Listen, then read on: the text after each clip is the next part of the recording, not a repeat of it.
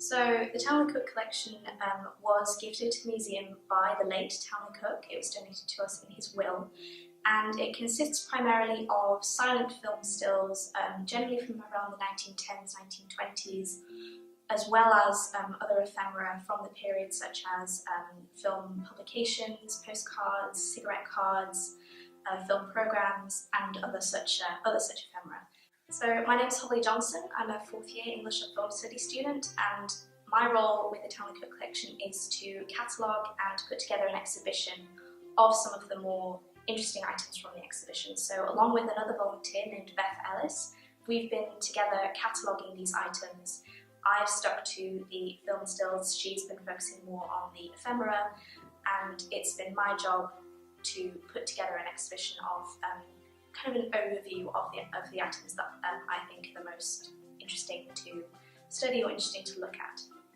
So cataloguing is the majority of my job in the museum. It's the activity that takes up the most time. It's basically my job to put all the information about a certain item into the museum's database.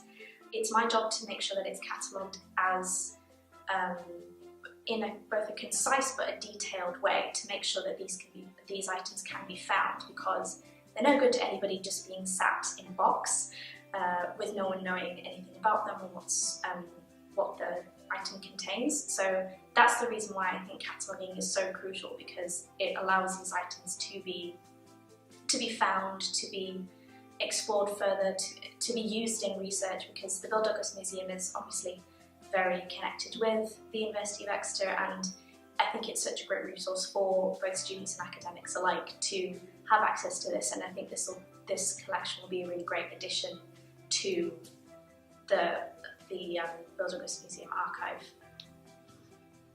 So some of the things that I found more interesting are relating to specific items. Like there's an item that I'm going to be used in the collection, which is a still from a film made in 1914 from the film Jane Shore, and it's a period piece, and it's a shot of hundreds and hundreds of extras dressed in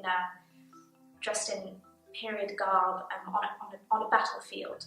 And I was told that these extras were actually prisoners out on day leave that came onto this film just for the day to shoot this battle scene, and then were sent back into prison. Just little stories like that I've been finding out that have just really expanded my appreciation of filmmaking from the period, and just my overall knowledge in general. I think that's been really exciting. I've definitely started to see some patterns. Obviously my cataloguing is not complete. There's around, I would estimate, maybe 1,000 items in this collection. 20 boxes in total came to us when the exhibition was first acquired.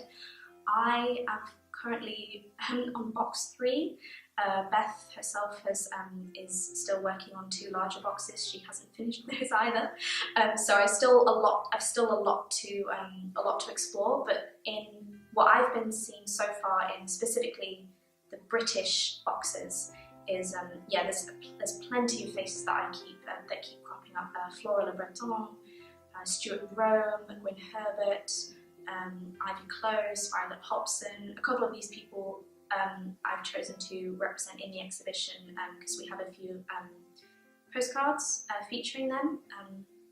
Also, one of the items is an autographed postcard of Lionel Howard, who was another person of that period. A filmmaker that Townly Cooke seemed to have been particularly interested in was Cecil Hepworth. He dedicated a lot of time to acquiring stills from his films particularly, and that's been really interesting because he had certain stars that were in a really wide array of his films. Specifically, ones I've chosen to highlight in the exhibition are Alma Taylor and the husband and wife duo Henry Edwards and Chrissy White. They were apparently extremely famous in their day. They were mobbed wherever they went, and it's been really interesting to find out a bit more about them and the relationship that they had with the public, despite the general public now perhaps never knowing or hearing their name. I think what's really important about the Townly Cooke Collection is as I've said before, the majority of the items that we have are silent film stills, and due to the nature of celluloid, it degrades and can be destroyed quite easily. And a lot of the stills featured in this collection are considered lost films, as in we do not have any surviving record of these films in celluloid form. So a lot of these stills are the only surviving visual record we have of them, which is why I think they're so monumentally valuable for study of this period. So my favourite item in the collection isn't, it's not a still, it's not a film publication, it's actually something that's been helping me in cataloguing specifically. It's this pair of books that really demonstrate just how hard-working Townly was in acquiring onto these items. It's such a really great representation for me of the work that he put in, and it's been especially helpful for me when it comes to cataloguing, because some of the items, it's a little bit unclear exactly what films they're from.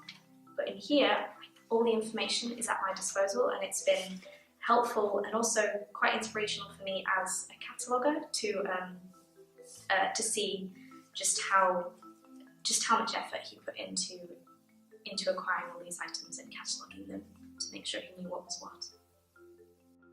So the exhibition is going to be on display just outside the lower gallery until September, but once all the items have been catalogued, they can be found on the museum's extensive online database. You can just search the Townly Cooke exhibition, and all the items from that collection will come up to be viewed by members of the public as well as academics and students alike.